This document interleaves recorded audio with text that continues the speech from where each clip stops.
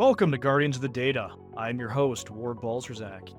Each episode will explore the passions, expertise, and real world experiences of security leaders who are helping the future of data security and governance. Guardians of the Data is made possible by support from Centra. To learn more about our AI powered data security platform, please visit centra.io. Let's dive in. Welcome back to another episode of Guardians of the Data. Today's guest has over a decade of experience in cybersecurity. Outside of his day job, he also sits on the OWASP review team and is a strategic advisor. Currently the head of enterprise security engineering, Christian Ghigliotti. Welcome to the show. Thanks a lot, Ward. Happy to be here. So really excited to have you here. Yeah, you ready? Just want to jump right in? Sure, let's do it. Awesome. In your professional opinion, what's the biggest challenge that organizations are facing when it comes to data security? So, we've kind of moved to this model where we've got like distributed system, we've got distributed systems, we have rapid adoption of AI, we have cloud technologies kind of all converging all at the same time. So I think one of the biggest challenges right now we have is really trying to bring folks together and have the right folks at the table to kind of really talk about like data protection and security challenges because of just how everything has just kind of exploded over the past few years. And that's on top of just sort of navigating organizational dynamics where you're trying to figure out like who is the right person to talk about governance, who's the right person to kind of bring in for legal perspective and all of that.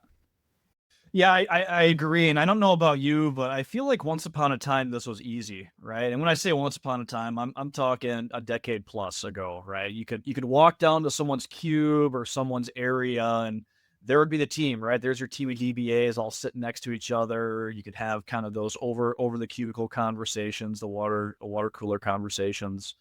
Um, the adoption of remote work, I think, was one of the first downfalls in my opinion, because it makes it harder, right? You can't just walk up to somebody and say, "Hey, I've got this thing. Who do I talk to?" Like now you got to ping them via Teams or hop on a call or what have you. So, I mean, do you agree with that? And if so, like how have you started to solve some of those issues?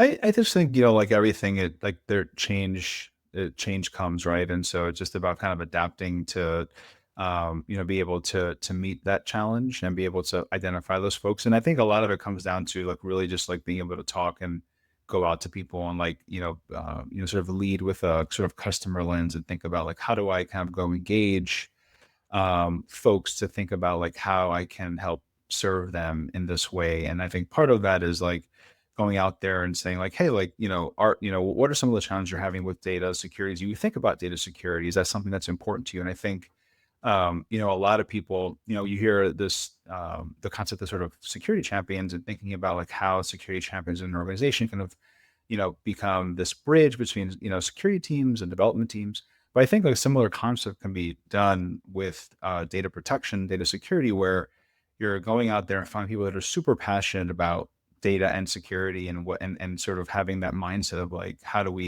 um, how do we think about this in a way that's going to enable the business and keep it secure. And then through that lens, you can start to have the discussions of like, hey, so what are your pain points? How can we work together on scaling a program, or how can we think about the things that are challenging for you, and find those connective tissue between them.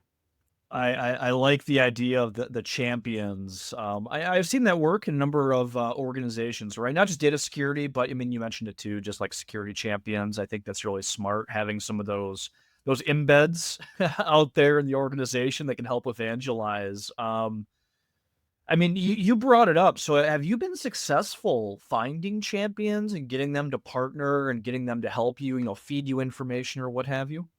I think I have. I think a lot of it really is going out there and talking to people that probably I think you may already kind of have like some sense of familiarity with. So like you go talk to your legal team, you talk to the data engineering teams, and you say, or you ask like, hey, like you introduce yourself, and you start to kind of probe and ask questions around like what are some of the things that they've seen, what are their experiences have been, and I think like those relationships are like really critical to have and then I think the other part of it too is starting to be curious and more exploratory in other parts of the organization that maybe don't feel as familiar. So, like you might, as an example, go out and talk to someone in customer support who oversees customer support, and you might ask questions around like, what are some of the challenges you're having? What are the things you're seeing?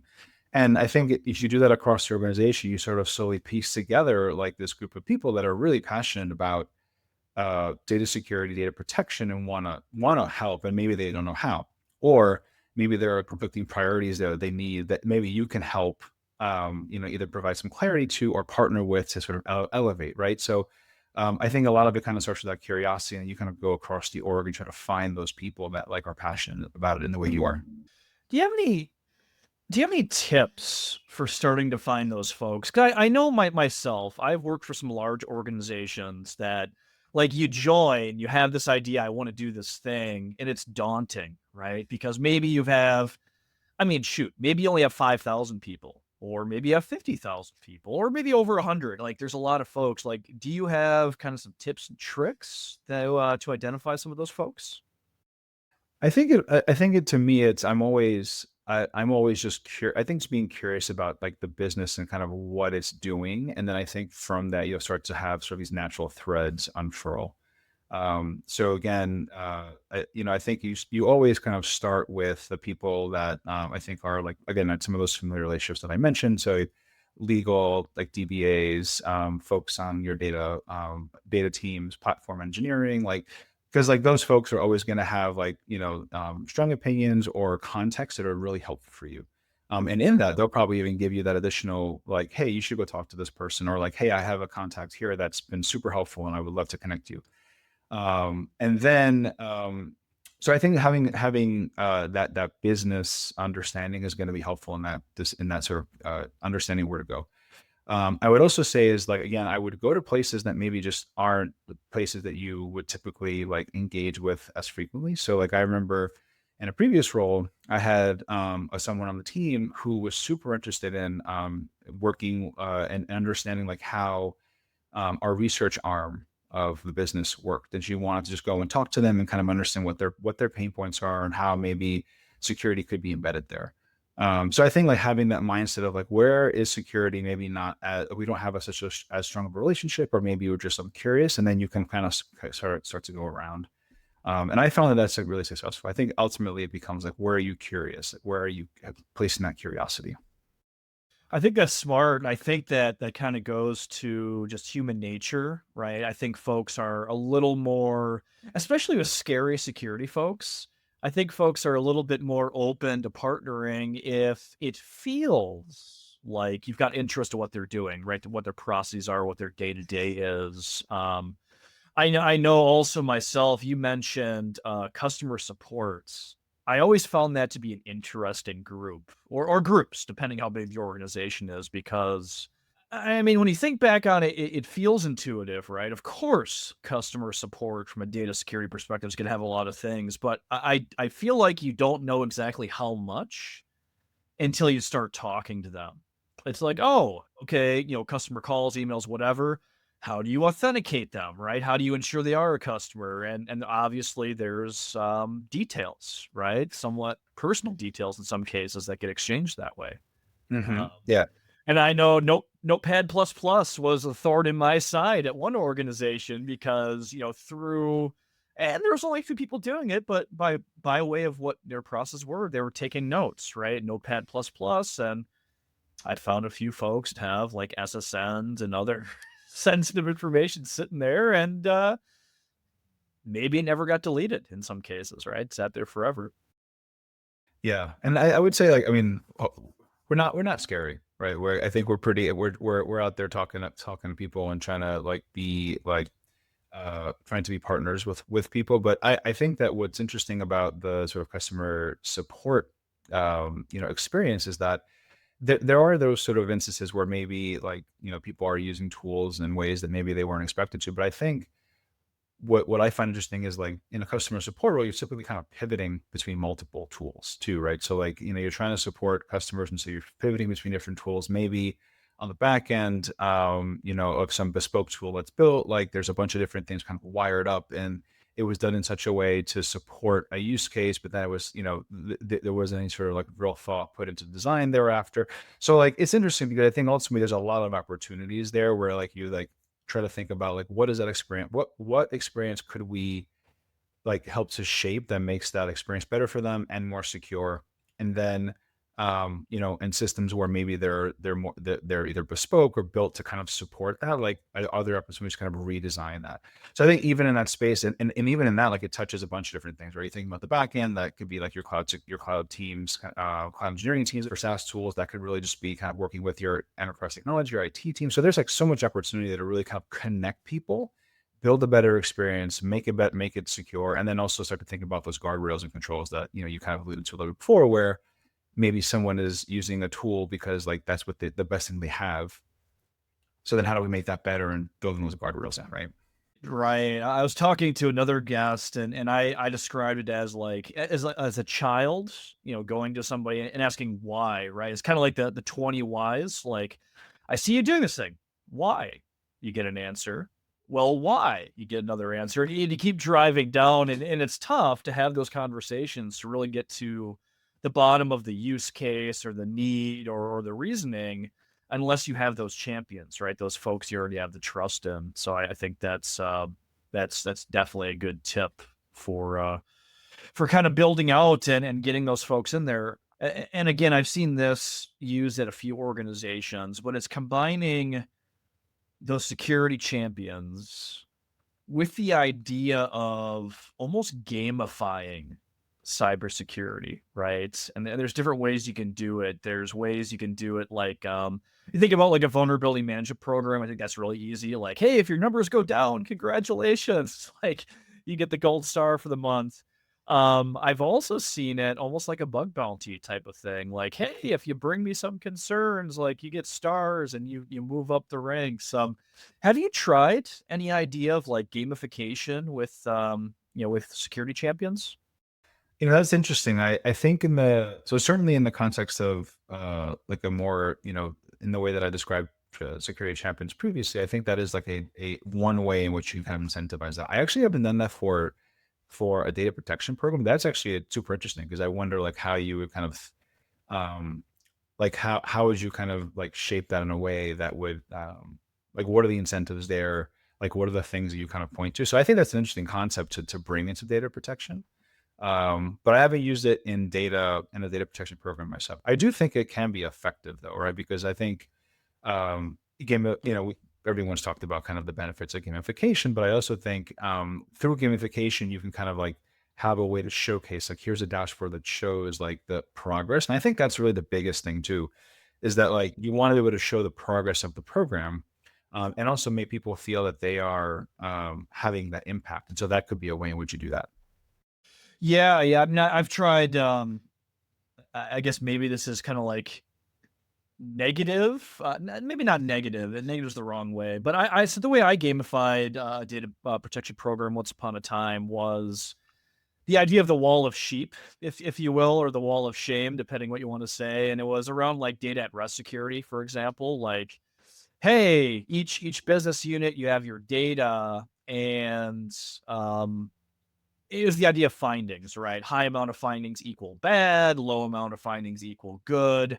Obviously, not every department was the same size. You kind of had to have some variability in there to normalize the data. But I found it to be super effective because, like, my champions, which are generally leaders of those departments, they didn't want to be number one because number one was bad, right? They wanted to be at the bottom. So it was always like, haha, so and so, you're at the top. What are you gonna do? But it always made for, I mean, while you had the ribbing, right, month over month, of oh man, you're the top, way to go.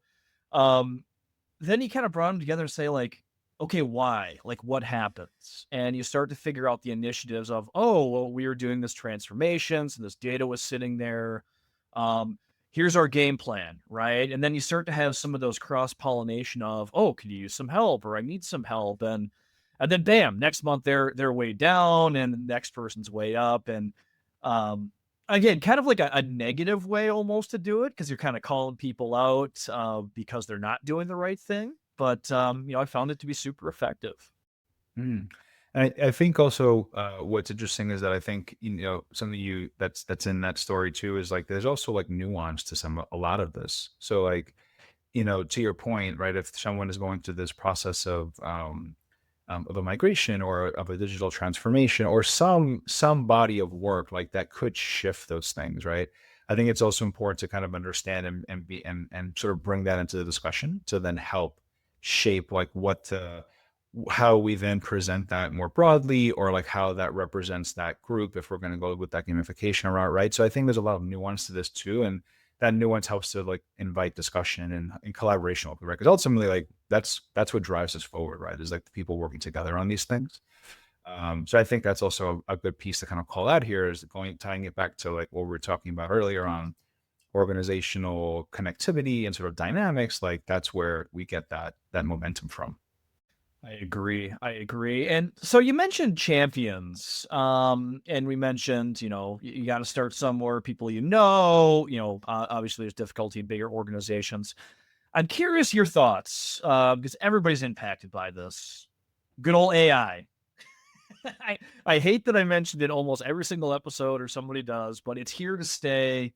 It's first, big issues on a bunch of people's minds.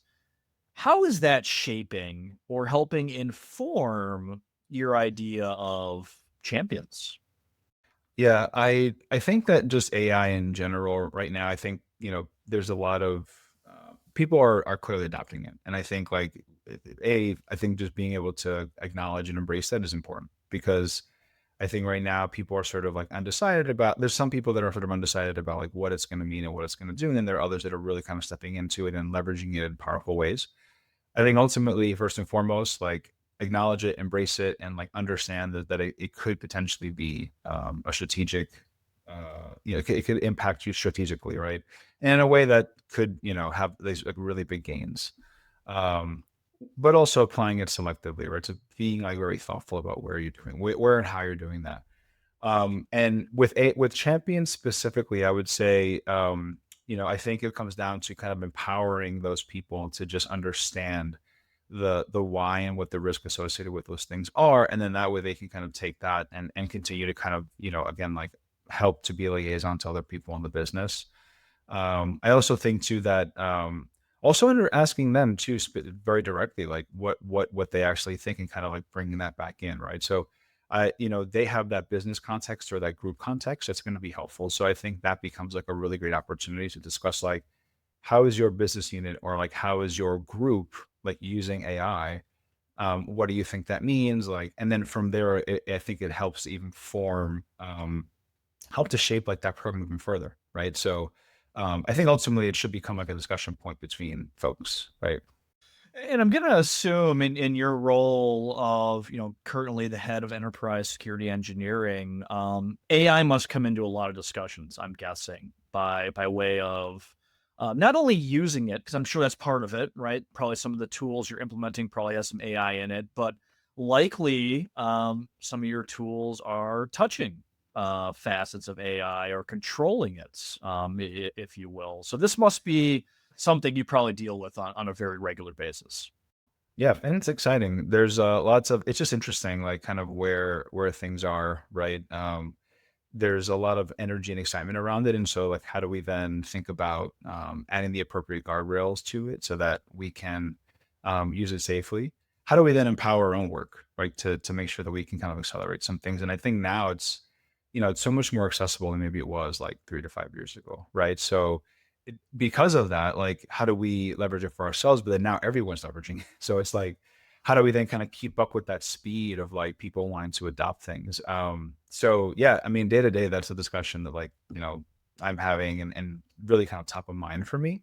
And it really should be top of mind for everyone, because I think that even if people aren't adopting it now, in a year from now, you probably will in some way, shape, or form. So I think kind of like having that like forward looking perspective of like, how do we do this in a way that's going to make sense for us? How are we going to do it in a way that's, not going to impact us negatively? Your champions, the folks that you've identified in your organization, do you ever bring them together? The idea of a council, anything like that? In the past, I have, that is something that we've typically done. And it's just something that, like, I mean, I think at the end of the day, right, like, the way I see a sort of champions program, how you kind of collect those people, part of it is to be able to talk to those folks and help them, with the things that are important to them, like obviously being that liaison, but then also it gives you an opportunity to connect those people if they aren't already connected. So I think again, it gives you an opportunity to be that sort of connection point for folks. And so, yeah, I would encourage people to also do that here as well, because I think through that, you'll be able to maybe even accelerate some things, get some attention in areas that probably you wouldn't otherwise.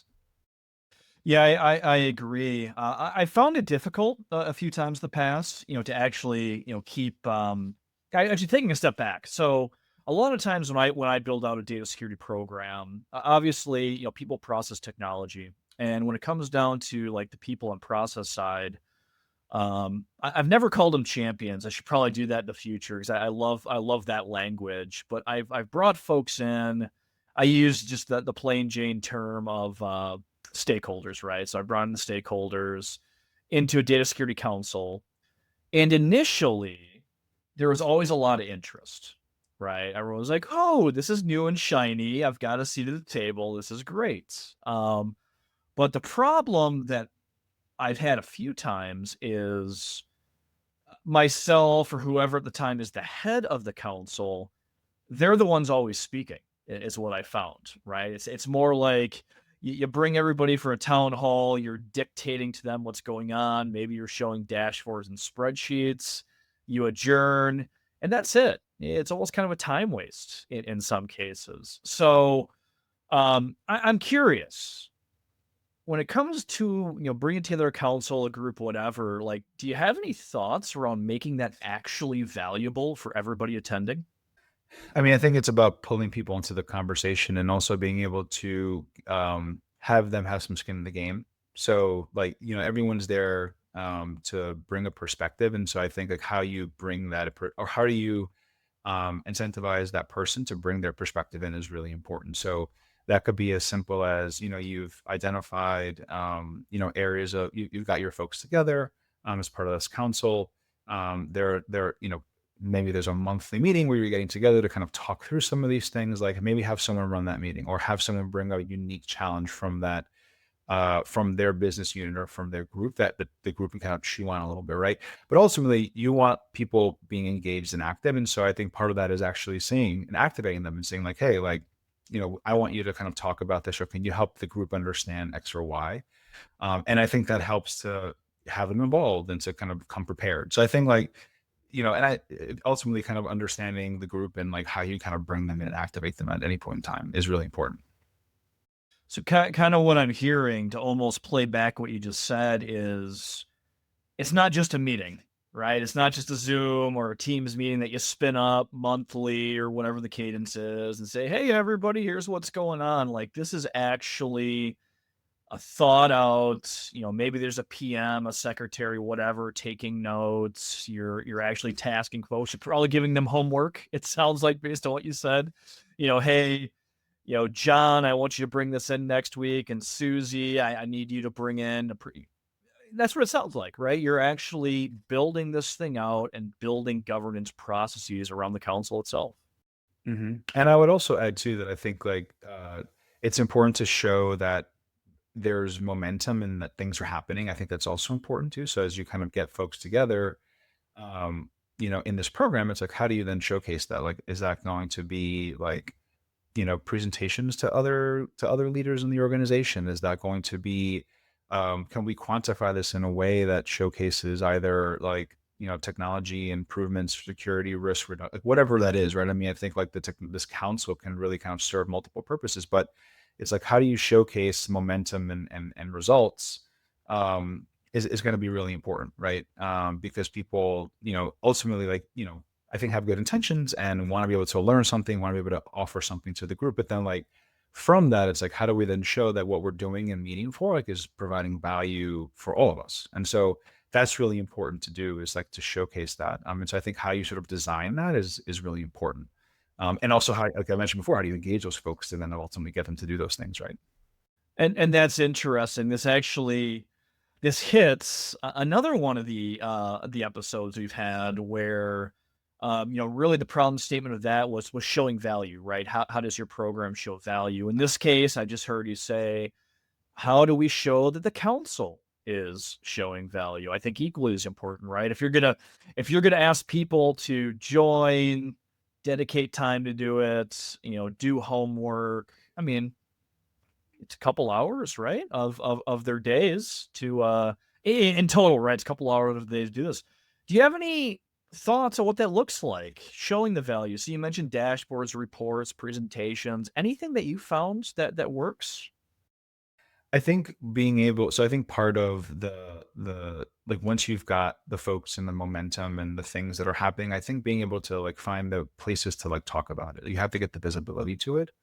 And so that could be you taking that and bringing it back to maybe doing some cross presentations to the people that are in those groups. So as an example, like maybe you got someone that's in your customer support org or someone that's in your infrastructure org. Maybe you go to them, you take the work that that group has done and gone there, maybe to present and showcase that, right? And there's sort of this cross pollination of folks in there.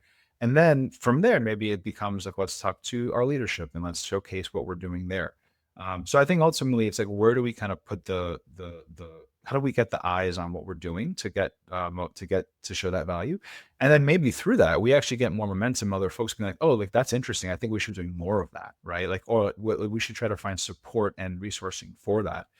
Um, and then I think also too, wherever possible, I think it's important to also try to really connect it to like things that are happening in the business now. I think that by default, like people are going to care about those things, right? Because they're going to say, oh, like this is like important to X or Y goal. So, again, like trying to figure out like where are the right places to do that as well. I like that, I like that, and the idea, I mean, you didn't use the term, but the term I've used kind of in the past is almost like a roadshow, right? Being able to go to those groups, maybe it's shoulder to shoulder with your champion at that point. You have a presentation about, "Here's our initiatives." They're either backing you up or cheerleading or whatever, or saying like, "Hey, you heard from Christian. Now you're hearing from me. You are absolutely doing this. No ifs, ands, or buts. We're moving forward and kind of driving that." I think that's great. I also think it gives an opportunity for people to like, I think like in an ideal scenario, like we're all like super connected with one another. So like we're all moving in the same direction. But oftentimes like businesses are much more complex than that. And so like it gives an opportunity for you to bring these things to other groups and be like, and, sort of be seen as proactive, which I think is also like just good for visibility too. In a previous role, like, that was actually one of the things that we tried to do was like to have um, people from other parts of the business kind of come and like talk with the team and kind of showcase like, here's, an important, impactful thing we're working on, right? And it invited this really like interesting discussion, and then maybe sort of illuminated some things that we weren't like completely aware of or how complete visibility to. So again, like just really good connectivity there through that. Something that I was just thinking of as we were talking, and it just happenstance. You and I are talking and recording this episode in October. October is Cybersecurity Awareness Month, right? So I'm curious, your whole idea of champions, how does that play into cybersecurity awareness initiatives? So a first and foremost, like doesn't have to cybersecurity doesn't always have to wait till October. I know that like that. I mean, of course, like we'll love to highlight cybersecurity awareness month, but every month, right? We're working together on these things. But for this month specifically, I think it gives you an opportunity to then be able to take those folks that are work with you and maybe elevate them in places, right? Because maybe they've partnered with you on a specific project, or they've been able to help move things forward. Maybe that gives them an opportunity to kind of talk about that experience and kind of showcase like what does it mean to be in a program and what does it mean to liaison with your team, right? So I think that gives an opportunity for people to be elevated in the throughout the month, and they can kind of talk about that experience. Also, an opportunity to find new folks, right? So like you go out there and it's like, hey, like we've got some things going on that like could be of interest, and maybe you talk to people and kind of see what their interests are and where that aligns. So yeah, I think it's you can find new folks. You can also elevate people that have been working with you for a while. So So first, actually going back, I agree with you. Yes, October is known as Cybersecurity Awareness Month, but we should be doing it all the time, right? Every month, every week, right? We should be doing something out there. But one company I worked for, I think it was in October. It makes sense if it was in October at least. They always did a internal cyber conference within the company, right? It was on site. The security teams actually built booths, and in some cases with champions, like they would actually have like no joke, like almost like keynotes, right? That stage, other employees can attend remotely or in person and actually have talks. So, to your point, a really great way of elevating those folks. Good opportunities for them in their careers, and those folks that like those opportunities. I think it's a great way to really cement that relationship of, oh my goodness, I'm working with Christian all year long. Look, he really appreciates me. He put me in this opportunity of speaking to the company at that point. I love that internal conference idea. That's great. And I assume that was a good experience, right? It was a lot of fun. I mean, there was a lot of work. It was funny because I was a remote employee at the time, but I would always go on site to do this, and I always told my team, especially my team that was on site there, I said, too bad we're doing this. Like, it's too important not to do it. And you kind of get the grunts and groans because you'd have to build a booth. I mean, we treated it just like a regular vendor conference. We had booth, we had swag, a little bit of games, make it fun, and obviously information. And I don't know. Was it effective for the audience? I'd like to think so. At the very least, it was a good time to sit there, have those conversations, meet with the frontline business folks, and say, "Hey, for my team, it was data security, right? Data security starts with you as our slogan. We handed out stickers, like it was a blast. Yeah, I'm gonna have to steal that idea. I think that's great. I love that. Do it, do it. I've seen it work virtually too, right? I've seen virtual conferences. I think a little bit easier, generally speaking, right? Everyone could do it from the comfort of their home.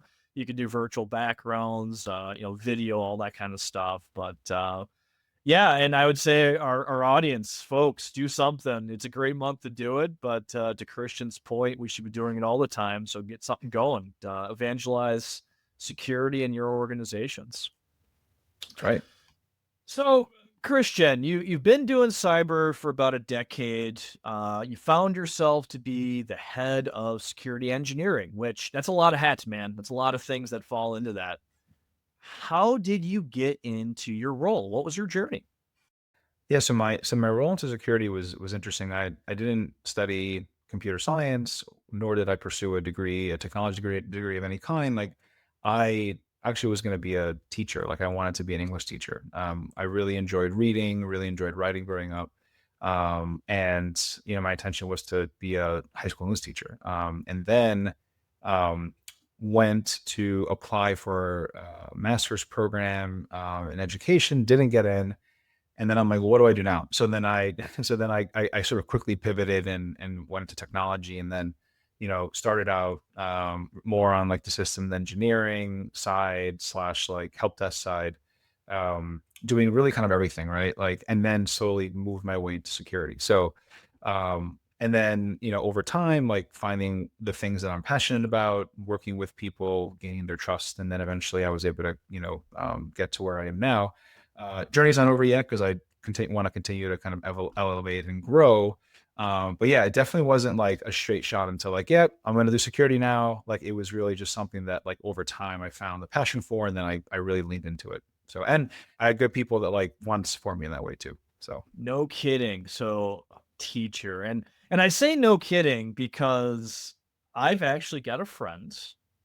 She is also a high school English teacher right now, and she thinks she wants to be in cybersecurity. So I'm going to send her your way, Christian, because oh my goodness, I think that's the exact path she wants to take. That's too funny. So did I hear you correctly? You tried to get into a master's program, and they said nah, and that was kind of your pivot point.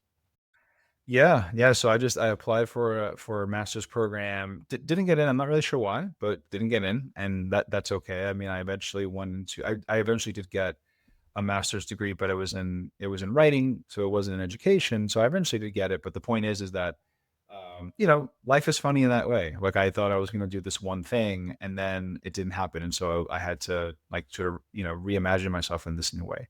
And I don't, again, it's been a great experience so far, right? I've been able to apply, some of the things that I think I would have been doing as a teacher in this role, right? Like I also have taught students in a master's program as well. I've done other like, I've had teaching in other contexts, and so been able to still do that. Uh, Writing is a really important part of what I do now, like being able to sort of persuade and talk to folks and make them kind of see the things that I think are important. So like all those things are still being exercised here, just in a different way. So That's an amazing pivot. So I'm curious, especially today's I know you see it. I think everybody probably listening sees it. Like right now, it's a really hard market. There's a lot of folks looking for jobs, either fresh out of college or making a career pivot potentially, or maybe they find themselves laid off. I think we see layoffs happening or rifts happening on a weekly basis these days. Did you have any difficulty initially making that pivot from, being an educator to saying, "You know what? Like, I'm gonna go be in technology." Like, what difficulties did you face going that route? yeah, I mean, definitely. I mean, first and foremost, I had to like I needed to learn, I needed to grow, right? So I had to learn and understand what it meant to the systems that I eventually am going to have to use and secure. Thinking about and understanding like how people what are the risks in an environment. So I had to really like there was an education that had to happen, right? And so certainly that was something that took some time, of course. And then also being able to apply, like going back to what I said earlier about how do I apply and showcase that I can bring some value with these other skills that I have into this role. And I think that's like something that I've been very vocal about with other people is that like it is difficult to to be frank. It is difficult to make that change. It's definitely something that's achievable with some time and some effort. But I think part of what I was able to do is say, I have these strengths. Here's how I can apply them sort of in the immediate term to bring value, and then I can kind of grow and do these other things, right? So yeah, certainly was a challenge, but a worthwhile one. And I think like that's like a piece of advice that I give to everyone. It's like, you know, when you're thinking of making that career change, like take stock of your strengths and then be able to apply them and showcase how you can apply them in the immediate term. And then identify those areas where you're not as strong, and then you work at strengthening those areas. And then over time, that this will all kind of converge, and you'll get where you hopefully want to get.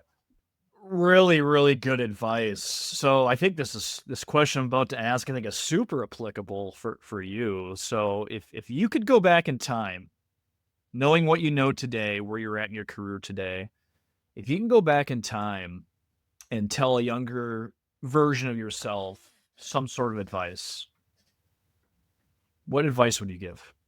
I would say the one thing I would say that and again I've shared this advice with a lot of people who have asked like, hey, like I'm also interested in secure, like what should I do? Um, Two things I would recommend. One is like making sure that you're out there talking to people and that you're like growing your network. I think that's super important. Making sure that you can talk to people, understand what their challenges are, see what they're doing. And then in through that, you might also start to build some people that advocate for you. Again, I know I mentioned that like, some of what I've done has been because of, the hard work that I put in, but also it's people that I've met and like saw like that the investment in me would ultimately kind of get me to where I am now. So I think, doing that, like talking to people, being part of the community is super important to do. And I would tell everyone do that. Get out to local conferences, talk to people, try to connect with people wherever you can.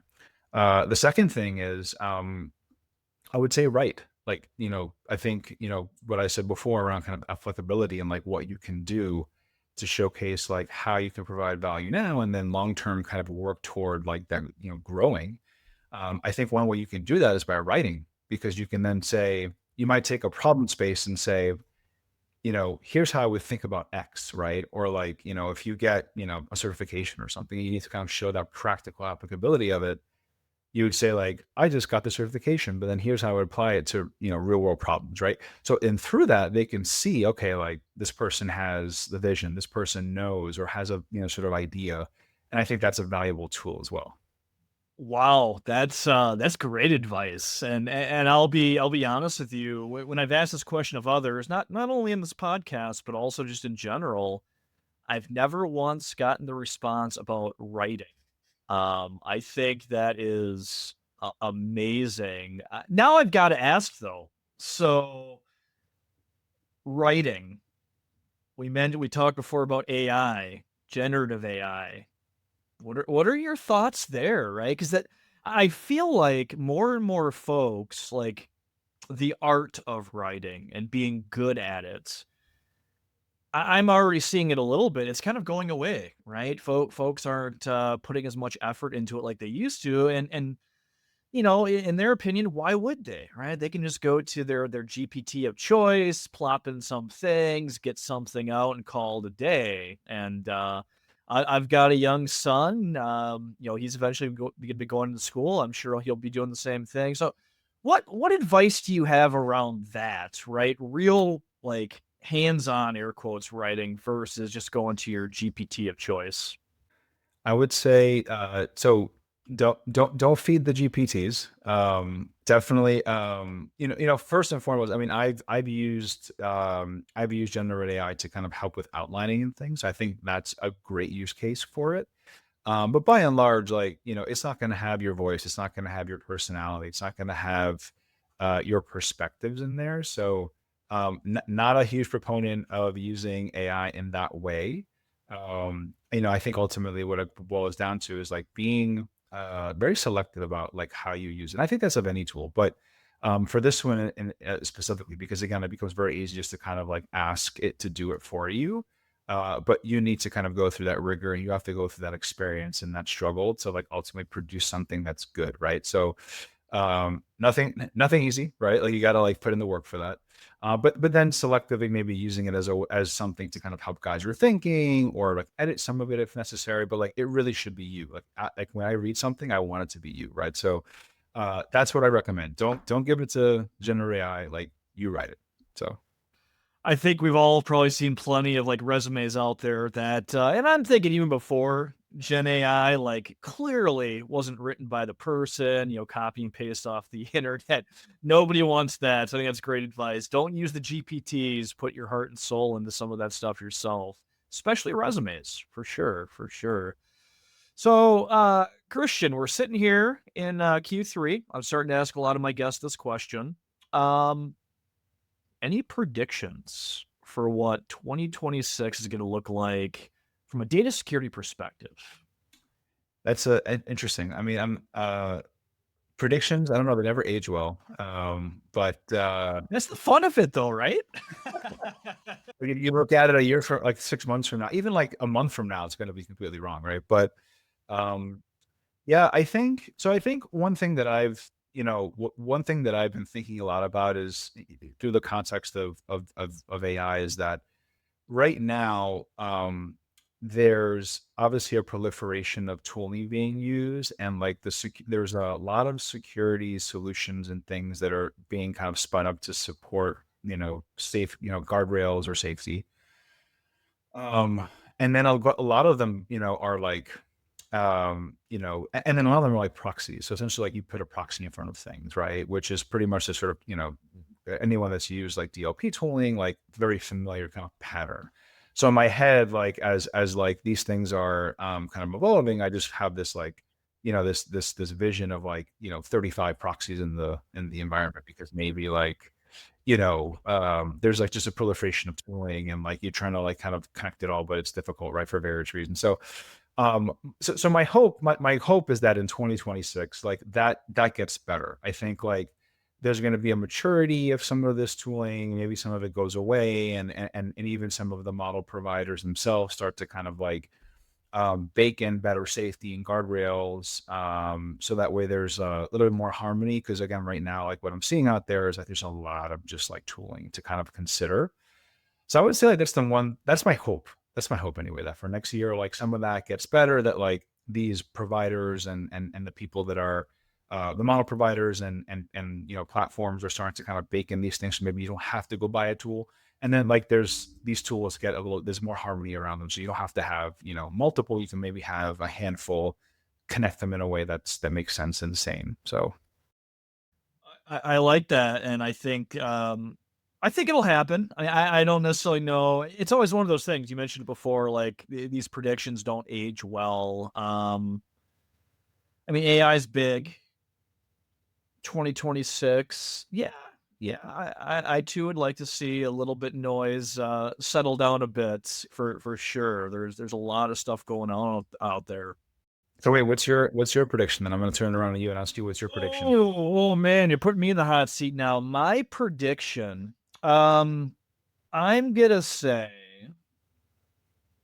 it's actually an answer I've provided multiple times, talking about not aging well. Um, I'm going to say, and it goes to AI, and it goes to a lot of what you just said, right? Tool proliferation, a lot of things happening, organizations not wanting a huge toolbox. I foresee in 2026 a lot more vendors forming partnerships. I'm not going to go on a limb and say acquisitions. I'm going to say partnerships, right? Because there's a lot of players out there. There's a lot of good players out there, and I think the industry is definitely speaking to what you just said before. We don't want to have 17 tools that don't talk to each other. So I see vendors I identifying that, forming smart partnerships, and building some of those things that help out the customers. At least I hope so. Well, yeah, you have to play this back in 3 months to see if it still holds true. I mean, I said that years ago when SOAR really hit the market, right? Security orchestration, automation, and response, right? Because I think SOAR, the idea of it was to do just that, right? Bring everything together, stitch together, bring those automations in, kind of have the one-stop shop or single interface that could reach out and bring in data or do a thing. And I thought I was spot on with my prediction back then. I was like, "Oh man, here we go. Finally, word's gonna be right." And I think some organizations that ended up being right. But like any other tool out there, it had its drawbacks. It wasn't consumable by everybody. And I think that's where we're falling in today as well with other tools. You mentioned the MCP almost, right? The proxies and stuff that are out there. It's the same thing today, just more tools being spun up, and I sure hope they start talking together better in the near future.